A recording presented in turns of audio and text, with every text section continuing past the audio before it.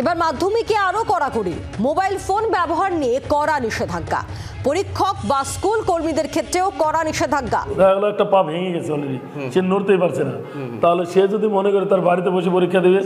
आप लोगों का सामने माध्यमिक का एग्ज़ाम है और आप लोग अपने सेंटर के रूल्स रेगुलेशन को लेकर के टेंशन में है, तो टेंशन लेने की कोई ज़रूरत नहीं है। मैं आप लोगों को जो है सारे रूल्स रेगुलेशन आपके सेंटर के बताने वाला हूँ। पीछे आप लोग देख सकते हैं भुलकाबाड़ी हाई स्कूल, तो ये हमारे स्कूल है।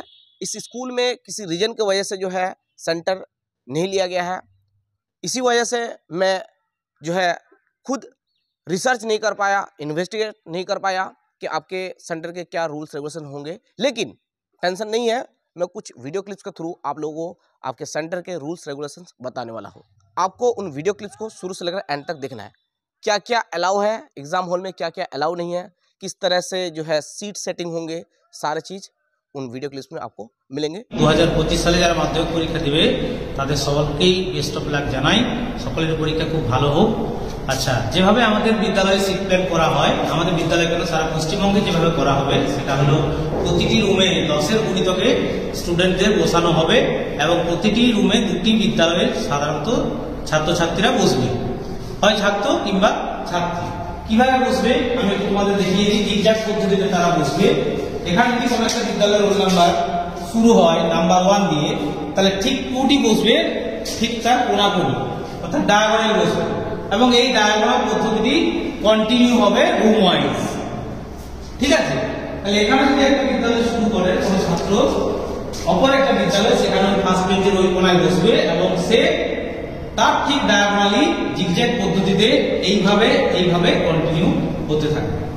ঠিক আছে, এবার তোমাদের আশা করি কোনো অসুবিধা হবে না। আমাদের বাইরে প্রতিটি রুমে কতজন বসছে তাদের রোল নাম্বার সাজানো থাকবে, তোমরা দেখে নিশ্চিন্তে হলের মধ্যে বসে সুস্থভাবে পরীক্ষা দেবে, কোনো অসুবিধা হবে না।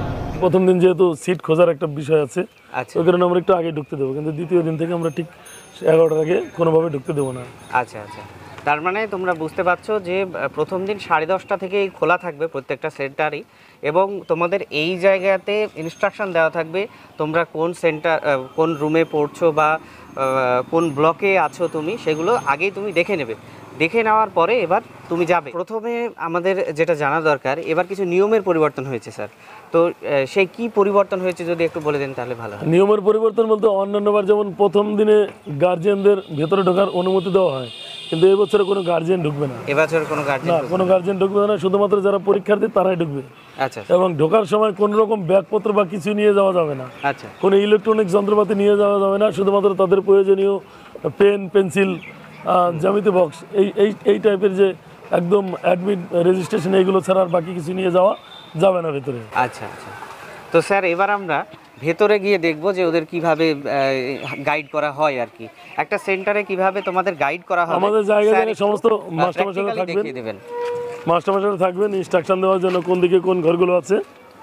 হ্যাঁ, তাহলে আমাদের যারা পরীক্ষার্থী তাদের সুবিধা হবে। এইখানে কি কোনো এইখানেও বোর্ড থাকবে এবং স্যারও থাকবে। এখানে বোর্ড থাকবে, বাইরে থাকবে, এখানে থাকবে, এইখানে রুম নাম্বার দেওয়া থাকবে উপরে এখানে। আচ্ছা, তাহলে ওরা এই রুমটা পেয়ে গেল। আচ্ছা, এখানে রুম নাম্বার থাকবে এবং কত থেকে কত রোল নাম্বার আছে সেটাও দেওয়া থাকবে, সেটাও দেওয়া থাকবে। এখানে কি এইখানে বা এখানে যে কোনো এক জায়গাতে থাকবে, এখানে রুম নাম্বার থাকলো, এখানে এত থেকে এত রোল নাম্বার এই ঘরে আছে। আচ্ছা, তার মানে তোমরা বুঝতে পারছো যে এখানে রুম নাম্বার থাকবে 1 2 3 4, যাই হোক যেভাবেই হোক রুম নাম্বার দেওয়া থাকবে, প্লাস এখানে একটা লিস্ট থাকবে, যে লিস্টে তোমার রোল নাম্বার থাকবে আর কি, সিট নাম্বার, রোল নাম্বার এগুলো থাকবে। এইগুলো দেখে তোমাকে ঢুকতে হবে যে আমার রোল নাম্বার এখানে আছে, অতএব আমার রুমটা এইটা। আচ্ছা স্যার, তারপরে বেঞ্চগুলো এরকম সাজানো থাকবে। আচ্ছা, আমাদের স্কুলে 3টে স্কুলের সেন্টার আছে। 3টে স্কুলের সেন্টার আছে, এবার 2টো আছে বয়েজ স্কুল, একটা আছে গার্লস স্কুলের। আচ্ছা, এবার স্বাভাবিকভাবে গার্লস স্কুলের ছাত্রী যারা আছেন তাদের এক ঘরে বসবে, কোনো সমস্যা নেই। মানে স্যার ছাত্রী আলাদা, ছাত্র আলাদা, সে কোয়েড স্কুল হলেও আলাদা আলাদাই বসবে। আচ্ছা, ঠিক আছে, তার মানে তোমরা বুঝতে পারছো যে স্টুডেন্টসরা গার্লস আলাদা বসবে এবং বয়েজ আলাদা বসবে। তো স্যার এখানে ওরা খুঁজবে কিভাবে? রোল নাম্বার এখানে লেখা থাকবে? এখানে হ্যাঁ, এখানে লেখা থাকবে। প্রত্যেকটা বেঞ্চের ওপরে এখানে ওর রোল আর নাম্বার থাকবে। এখানে রোল এবং নাম্বার দুটো একই জায়গাতে একটা বেঞ্চে দুজনা করে বসবে। আচ্ছা, নাম থাকবে নাকি না শুধু রোল? শুধু রোল নম্বর, শুধু রোল নাম্বার। আচ্ছা, একটা বেঞ্চে কজন বসবে? দুজন করে বসবে। দুজন বসবে এইখানে আর ওইখানে। আচ্ছা, ঠিক আছে স্যার। এরপরে এইদিকে কি কোনো ডিসটেন্স থাকবে? এদিকে যতটা ফাঁকা পারা যায় মোটামুটি। কোভিডের জন্য 1 মিটার ডিসটেন্স করা হয়েছিল, এবার ওইটা অতটা বলেনি সেভাবে। আচ্ছা, তাও মোটামুটি আমরা 2 ফিটের মতো ডিসটেন্স তো অবশ্যই থাকবে। আচ্ছা আচ্ছা আচ্ছা, ঠিক আছে। তার মানে তোমরা বুঝতেই পারছো যে এখানে তোমাদেরকে একটা নিয়ম মেনটেন করতে হবে যে 2 জন করে বসতে হবে, এবং যে ঘরে ছেলেরা বসবে ছেলেরাই বসবে, যে ঘরে মেয়েরা বসবে মেয়েরাই বসবে, এবং তোমাকে রোল নাম্বার দেখে নিতে হবে। রোল নাম্বার দেখে সেটা যার যার সিটেই বসতে হবে। আচ্ছা স্যার, বলছি রোল নাম্বারগুলো কি উল্টোপাল্টা হবে না পরপর রোল নাম্বার? পরপর থাকবে। পরপর থাকবে। অর্থাৎ সাধারণত। দেখা গেল যে তোমার, আমি সাপোজ বলছি 001, তারপরে 002, তারপরে 003, কোনো রকম জিগজ্যাগ বা এই ধরনের করা হবে না আর কি। 1 2 3 এরকম লম্বালম্বি হবে, লম্বালম্বি হয়ে যাবে। আচ্ছা, ঠিক আছে। 1 2 3 করে তারপরে আবার এই দিক থেকে শুরু হবে, এই টাইপের হবে। আবার এটাও হতে পারে, দেখা গেল ওই লাইনে একটা স্কুলকে দিলাম, এই লাইনে আরেকটা স্কুলকে দিলাম। আচ্ছা আচ্ছা, এই লাইনে ওই প্রথম স্কুল, ওই লাইনে দ্বিতীয় স্কুল, মানে যাতে ওই ছেলের সঙ্গে যাতে ডিভাইড থাকে। আচ্ছা আচ্ছা স্যার।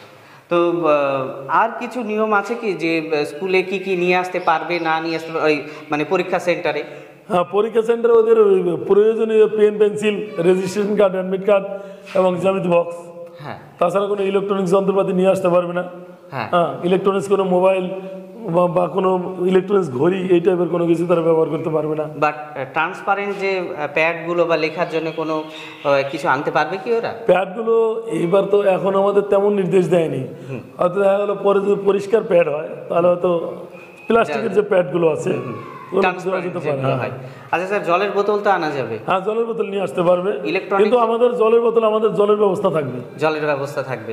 ইলেকট্রনিক জিনিস কিছু নিয়ে আসতে পারবে না? ইলেকট্রনিক জিনিস কিছু আনতে কোনো নিয়ে আসতে পারবে না। ম্যাথের ক্ষেত্রে কি কিছু? না, ম্যাথের ক্ষেত্রে না, এমনি কোনো কিছু নিয়ে আসতে পারবে না। গার্জিয়ান এবার প্রবেশ করতে পারবে না? গার্জিয়ানও প্রবেশ করতে পারবে না।